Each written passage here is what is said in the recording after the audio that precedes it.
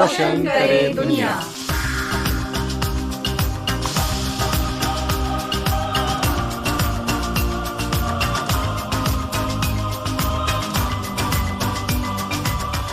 नमस्कार दोस्तों, मैं हूं शाइना एनसी। स्वागत है आप सभी का विविध भारती के कार्यक्रम रोशन करे दुनिया में। हर हफ्ते हम आपसे मिलते हैं एक नई शख्सियत के साथ, ऐसे लोग जो अपने प्रोफेशन के साथ साथ कुछ अच्छा नया कर रहे हैं लोगों के लिए और दुनिया के लिए, और रोशन करना चाहते हैं। और उसी दृष्टि के साथ आज हमारे साथ मौजूद है महेंद्र काबरा जी, जो हेमा फाउंडेशन चलाते हैं। स्वागत है आपका। नमस्कार साइना जी, बड़ी खुशी हुई आज आपने इस कार्यक्रम के लिए मुझे आमंत्रित किया। मैं हृदय से धन्यवाद व्यक्त करता हूँ। महेंद्र जी, आप लोगों की जिंदगी में रोशन कैसे फैलाते हैं? हमें ये पता है कि शिक्षा एक सामाजिक परिवर्तन ला सकती है। जब हम शिक्षा की बात करते हैं, हमेशा हमारे मन में एक विचार आता है कि वो वास्तव में एक समग्र शिक्षा होनी चाहिए जो एक संपूर्ण मानव बनाएगी। इस दिशा में कार्य करने की आवश्यकता अधिक महसूस हो रही है, और इसका कारण हम ये देख रहे हैं कि आज भौतिक शिक्षा का स्तर तो बहुत ऊंचा हुआ है, लेकिन भौतिक शिक्षा के साथ साथ नैतिकता का जो स्तर है वो समाज में गिरता जा रहा है, और उसके कारण होने वाली अनेक समस्याओं को हम दैनंदिन जीवन में महसूस करते हैं। और इसी को ध्यान में रखकर हेमा फाउंडेशन ने जीवन मूल्यों की एक पाठशाला का एक पाठ्यक्रम तैयार किया है, और इसी पाठ्यक्रम के लिए मैं आपसे बात करना चाहता हूँ। जी, एक आपने विषय कहा कि संस्कृति को बचाए रखना। संस्कृति और शिक्षा ये एक साथ चलती है। यदि पूरी भारतीय संस्कृति को देखते हैं हम, तो पिछले 200-300 सालों में एक बहुत बड़ा परिवर्तन आया। शिक्षा एक सामाजिक क्रांति ला सकती है। हमारी जो पुरानी शिक्षा पद्धति थी, जिसमें हम आज की भाषा में यदि कहें, हाँ, तो IQ भी था, हाँ, EQ भी था और SQ भी था। और वो EQ और SQ की जरूरत है ज्यादा। बिल्कुल आपने सही कहा, क्योंकि हम अब लगे हुए सिर्फ IQ पर, हाँ, जबकि पुरानी पद्धति में हमें बौद्धिक शिक्षा के साथ साथ, हाँ, मन की शिक्षा दी जाती थी, जी, विवेक की शिक्षा दी जाती थी, और साथ साथ में अध्यात्म का भाग भी तय किया जाता था। जिन्होंने जो सफलतम लोग हैं उनका एक सर्वे किया और ये पाया कि 80% वही लोग सफल है जिनका EQ पार्ट बहुत स्ट्रांग था। IQ वाले, सक्सेस वाले सिर्फ 15% लोग थे। जी, हमारे युवा पीढ़ी को बताइए EQ क्या है? देखिए, EQ संवेदना विषय है। हाँ, मैं परस्पर एक दूसरे के प्रति किस तरह का सद्भाव रखता हूँ, ये महत्वपूर्ण होता है। जी, क्या मैं एक टीम वर्क लेकर चलता हूँ? क्या मैं, हमारा जो मूल मंत्र है वसुदेव कुटुंब, हाँ, ये अपने आप में सब बात बता देता है कि EQ क्या होता है। अर्थात पूरा विश्व मेरा कुटुंब है, मैं एक दूसरे के प्रति इस भाव के साथ जीता हूँ, यही EQ का भाव है। तो महेंद्र जी बताएं कि लोगों की मदद करना ही सबसे बड़ा धर्म माना जाता है, और जरूरतमंदों को शिक्षा देने के साथ साथ संस्कृत को बचाए रखने के लिए हमारी जिम्मेदारी क्या है, और हेमा फाउंडेशन इस परिप्रेक्ष्य में क्या कर रही है? हमने पिछले करीब 6 साल पहले 2016 में हेमा फाउंडेशन की स्थापना की। बचपन से ही अनेक तरह के सांस्कृतिक कार्यक्रम के साथ जुड़े होने के कारण अनेक तरह की कार्यकर्ताओं में अपेक्षा रही, और उसमें मुख्य भाग ये रहा कि अब कुछ तो भी नयापन आना चाहिए। हम जो पद्धति कर रहे हैं शायद एक पुरानी पद्धति होगी, शायद आज का वर्ग उसको नहीं स्वीकार करेगा। बदलते वक्त के साथ बदलना पड़ता है, और इसलिए हमने ऑडियो वीडियो का जो सशक्त माध्यम है उसको स्वीकार किया। हमने स्वयं देखा होगा कि जब से दूरदर्शन का आगमन हुआ, तब वीडियो का एक बड़ा प्रचलन बढ़ा। बहुत अच्छा लग रहा है कि आप दूरदर्शन की बात कर रहे हैं आज ऑल इंडिया रेडियो के स्टूडियो में। नहीं, देखिए, समय के साथ इन चीजों की आवश्यकता है। साथ साथ में हमने ऑल इंडिया रेडियो के साथ भी देखा है, आज भी अधिकतर समय लोगों का रेडियो पर जाता है। जी, खास करके बंबई जैसे शहर में, जहाँ 2 से 3 घंटा आने में और 2 से 3 घंटा जाने में, और हमारे विविध भारती के तो 440 चैनल्स हैं पूरे देश में। तो आज देश के हर कोने में आपको सुन रहे हैं महेंद्र जी। नहीं तो बिल्कुल खुशी की बात है। तो रेडियो एक सशक्त माध्यम है इन विषयों को लेकर।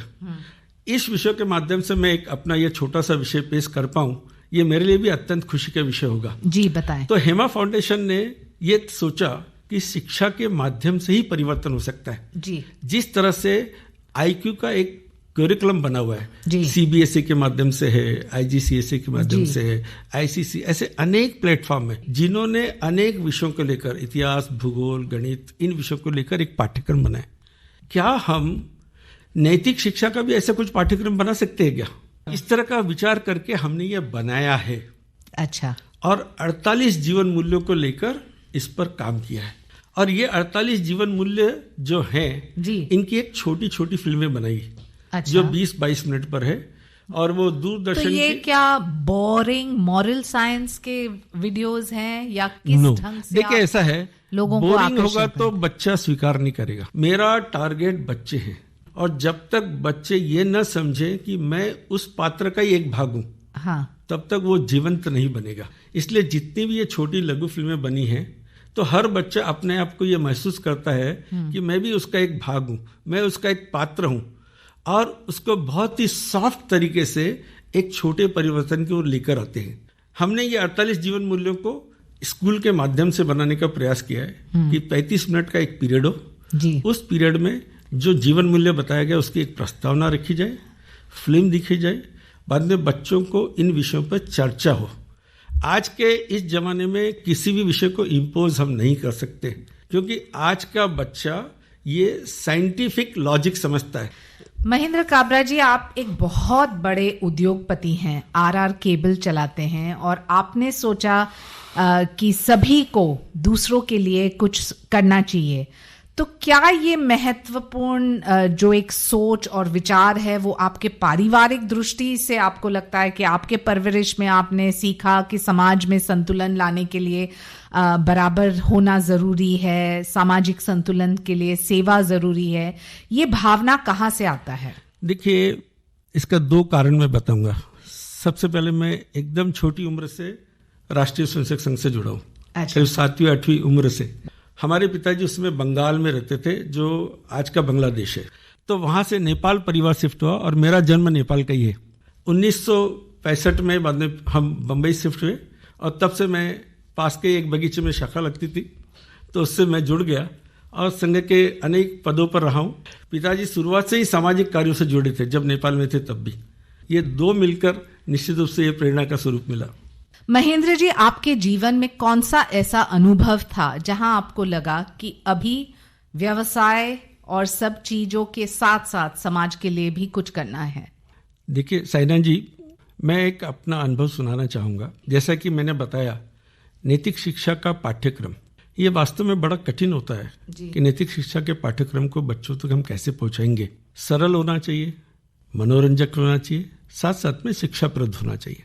इसका तो हमने ध्यान रखा ही है, किंतु इसके साथ साथ वो जीवन में उनको छू लेने वाला होना चाहिए। एक घटना मैं आपको जरूर बताना चाहूँगा। हमने एक फिल्म बनाई है दगड़ू। दगड़ू एक ऐसा बालक होता है, हम सबको पता होगा दगड़ू पूना में गणेश जी भगवान का एक मंदिर है, बहुत बड़ा। हाँ, और उस एक पेरेंट होता है जो मन्नत मांगता है अपने बच्चे के लिए, और जब बच्चा होता है तो उन्होंने सोचा कि इस भगवान की देन है तो इसका नाम क्यों नहीं दगड़ू रख दे। तो वो दगड़ू नाम का जो बालक होता है, स्कूल में उसको बच्चे बड़े परेशान करते हैं। अब दगड़ू मतलब होता है पत्थर, और पत्थर निश्चित रूप से पत्थर कोई नाम होगा तो बच्चे मजाक करेंगे। खेलते समय जब कीचड़ लगता है तो कीचड़ भी उसके शरीर पे उसको लगाकर उसको पोंछ लेते हैं। वो वास्तव में परेशान हो जाता है। वो बच्चा ऐसा था जो पहली कक्षा में आगे पहली बेंच में बैठने वाला बच्चा था जी, जो आज अंतिम बेंच पर बैठता है और परेशान हो जाता है। प्रिंसिपल को बोलता है कि प्रिंसिपल, मेरा नाम बदली कर दीजिए, मैं इस नाम से अब परेशान हो चुका हूँ, ये लेबल मुझे अब थका देने वाला हो चुका है। और उसके बाद ये स्थिति बनती है, एक व्यक्ति उसे मिलता है और उसको समझाता है केवल नाम से कुछ नहीं होता बेटा, जिंदगी में क्या काम करोगे उस काम से आपका नाम होगी। बिल्कुल। क्या तुम जानते हो ये धीरूभाई कौन थे? इस तरह से उसको समझाता है तो उसको ध्यान में आता है और वो संकल्प लेता है कि जीवन में अब मुझे जो भी करना है सिर्फ मुझे अपना काम करना है, काम के बाद जो परिणाम आएगा वो मुझे नाम अपने आप लेकर आएगा जी। ये इस तरह की एक बाद में हमने एक कंपटीशन रखी जो हमने स्कूल में रखी, सॉफ्ट ऑनलाइन होती थी कार्यक्रम। उसमें ये हुआ कि इस तरह के अनेक बच्चे हैं जो अपने किसी न किसी छोटी परेशानी से परेशान है। इस तरह से एक बच्ची थी गुड़गांव की, और उस गुड़गांव की बच्ची को परेशान थी। हमने उसमें लिखा था कि आपकी ऐसी कोई भी परेशानी है तो आप हमें 1 मिनट का वीडियो बना के भेजिए। उस बच्ची ने एक वीडियो बना के बाद में भेजा कि मैं इतनी परेशान हूँ, मुझे इतना छेड़ा जाता है कि मुझे लगता है कि मैं सुसाइड कर लूँ। बाद में हमने वो रिकॉर्ड देखा, उस बच्ची का नाम देखा और बाद में उस पेरेंट्स को फ़ोन किया, स्कूल टीचर को फ़ोन किया कि ये बच्ची बड़ी परेशान दिखती है। तो टीचर और पेरेंट्स ने कहा कि हमें नहीं लगता कि ऐसा कुछ है, वो तो बहुत सामान्य व्यवहार करती है। हमने फिर वो वीडियो रिकॉर्ड उनको भेजा, तब उनको ध्यान में उन्होंने बच्ची को ठीक से पूछा तो बच्चे वास्तव में उसको बहुत परेशान करते थे। और उसकी माँ का बाद में मैसेज आया कि आज आपने हमारी बच्ची को जीवित वापस कर दिया, ऐसे मैं मान के चलती हूँ। उस दिन मैंने कहा कि मेरे जीवन का सार्थक हो चुका है सब आज। इससे बड़ा नैतिक जीवन का शिक्षा कार्य दूसरा नहीं हो सकता जी। तो मैं और ये काबिलिए तारीफ है, क्योंकि इम्प्लीमेंट करना, ये सोच विचार कितना कठिन है हम सब जानते हैं, और आपने इम्प्लीमेंट किया है, तो अभिनंदन आपको। धन्यवाद आप सभी का, थैंक यू। महेंद्र जी, आपने सही कहा कि हमारे देश में वसुदेव कुटुंबकम में विश्वास रखते हैं, मतलब पूरा विश्व हमारा है और हमारा परिवार है। फिर अपने परिवार के वो लोग जिनके पास सुविधाएं नहीं, तो हमारा फर्ज बनता है कि हम उसके लिए कुछ करें। तो उस दृष्टि से आज जो विविध भारती पे इस कार्यक्रम को सुन रहे हैं, वो आपके साथ, हेमा फाउंडेशन के साथ कैसे काम कर सकते हैं? देखिए, परोपकार के लिए अनेक पहलू हैं और इतने पहलू हैं कि कितना भी समय दिया जाए वो कम पड़ेगा। हमने जैसे एक क्षेत्र चुना, नैतिक शिक्षा। आर केबल अपने आप में एक इकाई है जिसकी एक अपनी CSR एक्टिविटीज होती है। उसके माध्यम से भी हमने जीवन में रोशनी कैसा हो उसके लिए पूरा प्रयास अनेक परिवारों के लिए किया है। हजारों परिवार तक हम पहुंचे, जीवन में इस तरह की रोशनी हमने दी है। और जाते जाते महेंद्र जी, आपका जो एक सुझाव है इस युवा पीढ़ी को जो इस कार्यक्रम रोशन करे दुनिया को सुन रही है, और जिनको ऐसे लगता है मन में हम भी कुछ करें लेकिन पता नहीं कहाँ से शुरुआत हो, उनको क्या संदेश देंगे आप? देखिए, संदेश के रूप में ये है कि हम हमारे जीवन को इस तरह से बनाएं, पहले तो स्वयं के जीवन को हम आशावादी बने, हम विश्वासी बने, हम ईमानदार बने, हम सत्यवादी बने। उसके बाद तुरंत आ जाता है कि परस्पर हम परिवार और समाज के साथ कैसे मिलकर चलें, और साथ साथ में हमारी जो संस्कृति को लेकर, हमारे कल्चर को लेकर साथ में लेकर चले। राष्ट्रीय भावना और अंतर्राष्ट्रीय सारे विषयों को हम ढंग से अपनाएं। ये अपने आप में जीवन में अपना लेते हैं तो वसुधैव कुटुंब की जो परिभाषा है वो निश्चित रूप से पूरी हो जाती है। तो ये थे महेंद्र काबरा जी, हेमा फाउंडेशन के। जैसे कि कबीर दास ने कहा, जो कल करना है उसे आज करो, और जो आज करना है उसे अभी करो। कुछ ही समय में जीवन खत्म हो जाएगा, फिर तुम क्या कर पाओगे। लेकिन इनका कहना है, करना है तो अभी करो, हमारे साथ करो। बहुत बहुत धन्यवाद महेंद्र जी कि आप विविध भारती के इस कार्यक्रम रोशन करे दुनिया में भाग लिए, और आपकी सोच आपने हमारे युवा पीढ़ी को यहाँ तक फैलाया कि वो प्रेरित भी हो और वो प्रेरणा के साथ काम भी करते रहे।